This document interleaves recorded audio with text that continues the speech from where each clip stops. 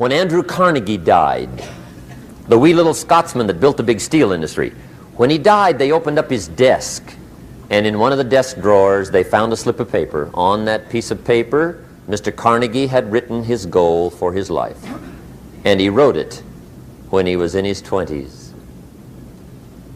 And on that piece of paper, it said, "I'm going to spend the first half of my life accumulating money.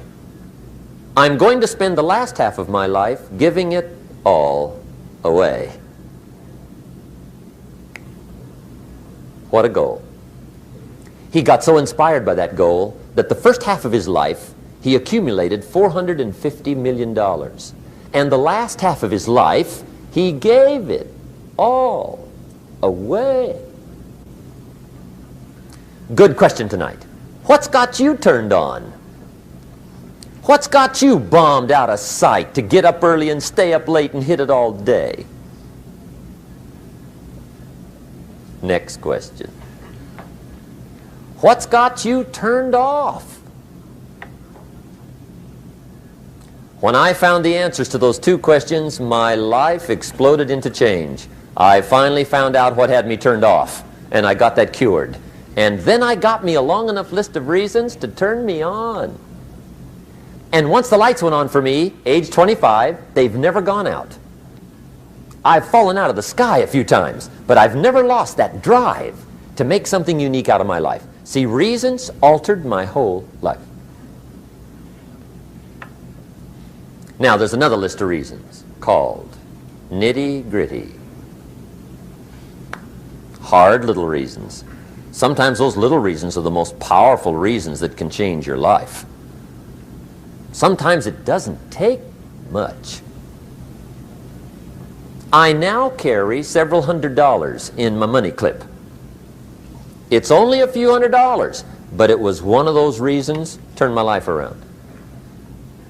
Just before I met Mr. Schoaf, I heard a knock at the door. I go to the door, and there's a little girl standing there about this tall selling Girl Scout cookies. And she gave me one of the finest sales presentations I've ever heard. Special deal, several flavors, this whole package of stuff, $2. And with a big smile, she very politely asked me to buy. And I wanted to. Big problem. I'm broke. I don't have $2. And to this day, I can remember the pain and the embarrassment. I'm a father, I'm a husband, I've been to college, I'm working, I'm 25, I don't have $2. And I didn't want to tell her that for some reason. So I did what I thought was next best. I lied to her.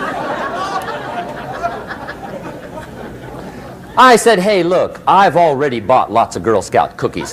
I've still got plenty stacked in the house," which was not true. But it seemed to get me off the hook for the moment. She said, "Well, gosh, that's wonderful. Thank you very much." And she went away. When she left, I closed the door, and that was the day I said to myself, I don't want to live like this anymore. I've had it with lying, and I've had it with being broke. I'm never going to let this happen to me ever again. I promised that day I would work as hard as possible and would always carry plenty. It took me a little while, but now I do. It was one of those reasons. And I guess I carry plenty for two reasons. One is the way it makes me feel, but also in case I bump into another Girl Scout selling cookies. Right? I'm ready.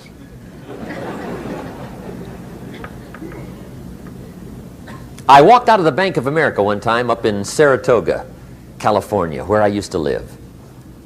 Two little girls selling candy right outside the bank. Good place. Some girls' organization they're working for, right? I come walking out of the bank. This first little girl walks up to me. She said, "Mister, would you like to buy some candy?" I said, "I probably would." "What kind is it?" She said, "It's almond roca." I said, "My gosh, that's my favorite. She said, wonderful. I said, how much is it? She said, it's just $2. I thought, incredible. I said, how many boxes of that candy have you got? She said, 5.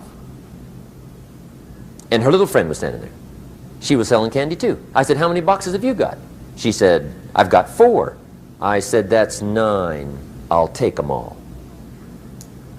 They said, really? I said, yeah, it's my favorite. I've got some friends. I'll pass them around. They got so excited, put all this candy together. I reached in my pocket, gave them the $18. When I've got the candy and they've got the money, that first little girl looks up at me. She says, Mister, you are really something. How about that? Can you imagine only spending $18 and have somebody look at you in the face and say, you are really something? Now you know why I carry heavy, right? I'm not going to miss anymore. It was just one of those reasons. Helped to change my life. One of my nitty-gritty reasons was budget finance. Budget finance used to grind my soul. Way back in those early days, I had fallen for one of those consolidation loans where you take all your little hard-to-pay bills, put them into one big impossible-to-pay bill, right?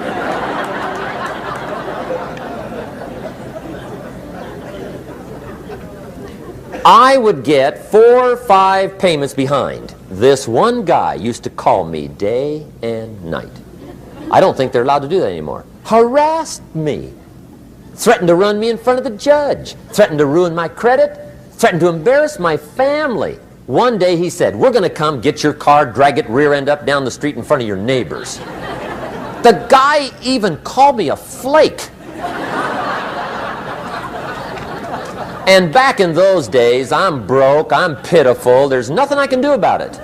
But I never forgot how the guy treated me. And when I met Mr. Schoaf and I got my life straightened out and the money started to flow, that was one of my first projects, budget finance. I poured it on day and night. I finally put all the money together I owed him, which was considerable. I picked a day for the payoff. And when the payoff day came, I put the money in small bills in a big briefcase. And I walked into the budget finance office on Wilshire Boulevard in Los Angeles. The guy who harassed me so often, his desk was about 3 back. I walked right up to his desk, startled him. He wondered what I was doing there. It was the first time I'd been there since I borrowed the money, right? Without saying a word, I opened up this briefcase, dumped this pile of money all over his desk. I said, count it. It's all there. I will never be back. And I turned around and stormed out. Now, that might not be noble, but if you haven't tried it, you've got to one time.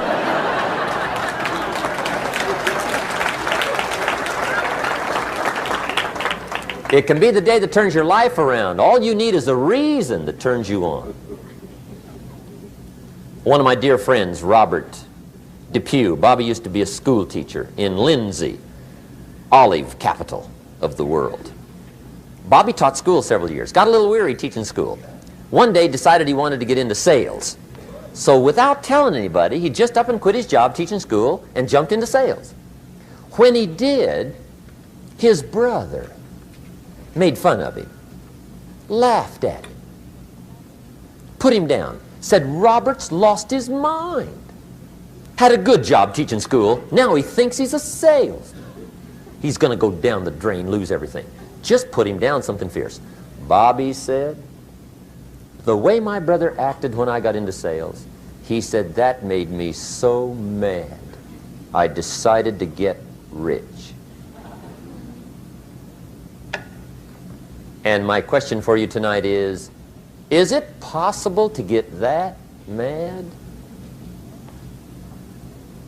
Of course. Wealth is not a matter of intelligence. It's a matter of inspiration. Today, Robert happens to be one of my millionaire friends. Bobby's rich.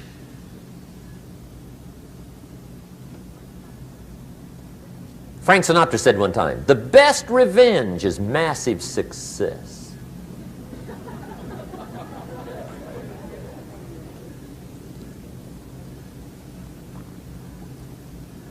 Hey, get you a long enough list of reasons so that after tonight you never lack for inspiration. You might not have all the answers right away, but you can get the answers if you can get the reasons. Now let me give you a little simple formula for goal setting.